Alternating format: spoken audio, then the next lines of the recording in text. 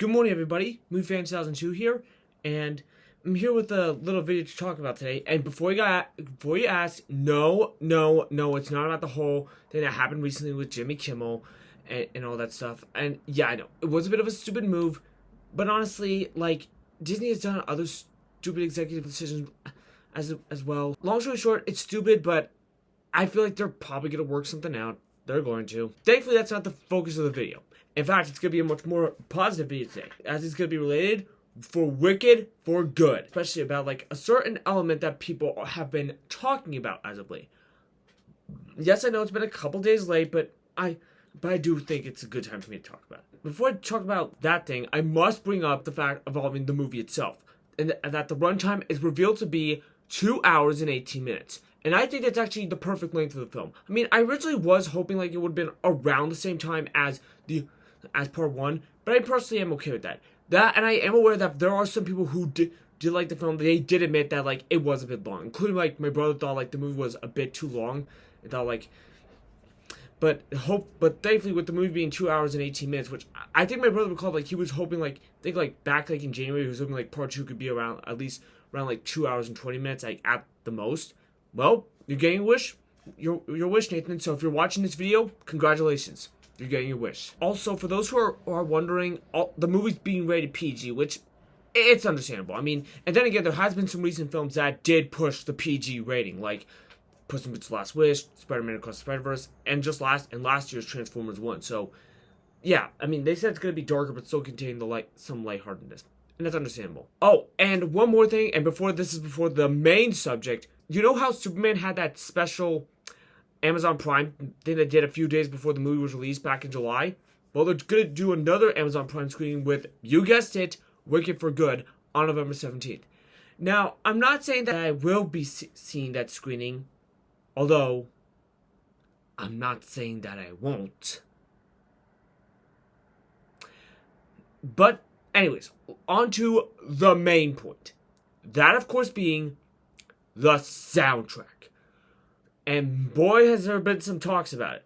Well, not like anything negative about it, mind you, but more of like something that caught people's attention. But before we get to that, let's acknowledge a couple things that should be clear.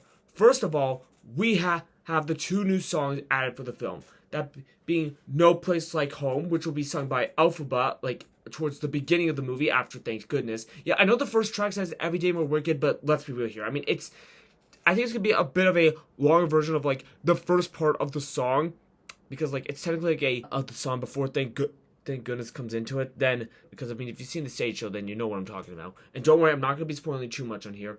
And so yeah, so No Place Like Home will be sung by Elphaba, which will be a bit more complex in the scenario, because a recent article said that John M. Chu said, what is home in terms of Elphaba and Glinda's case in this movie. And of course, for the other one being After March of the Witch Hunters, The Girl in the Bubble, which will be, unsurprisingly, Glinda's number. I mean, it's in that freaking title. I mean, and honestly, I think that was the perfect place to put it in, because, yeah, I mean, sure, it might lack a little bit of the urgency involving it, but I think it's meant to be a pivotal moment of Glinda's character arc.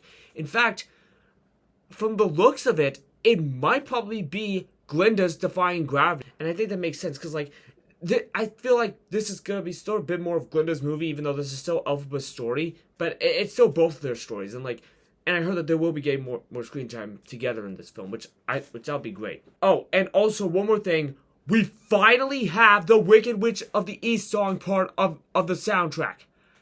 Thank you. Yeah, I know it's going to cause a bit of spoilers, and the song will be a slight bit different, but my god, I am so gosh darn happy that they're doing this. Just, well done. Now, with that being said, there is one thing that's been talking about. If you look at the list of the orders of songs, you'll notice something. The order is Every Day More Wicked, and Thank Goodness, which they're technically just both the same song, although they might be different in the film. No Place Like Home, The Wicked Witch of the East, Wonderful, I'm Not That Girl Reprise, As Long As You're Mine, No Good Deed, March of the Witch Hunters, The Girl in the Bubble, For Good, and yet that's it. So you may be wondering to yourself, wait, where's the finale? It starts to make you question, something that's a little bit confusing. So, and I will admit, at first even I was a little bit shocked, like, wait, what? It's not on the soundtrack? That's a little, Odd, don't you think? Well, it was at first, but then after a bit of time and thought about it, I realized something. It will be on the soundtrack, but in a bit of a different scenario. You see, the finale is technically both a reprise of both No One Mourns the Wicked and For Good. So, it's gonna be on the soundtrack, and on top of that, we actually sort of heard it in the trailer for Wicked For Good.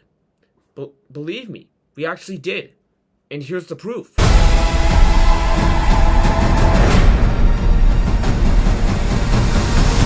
I'm off to see the wizard.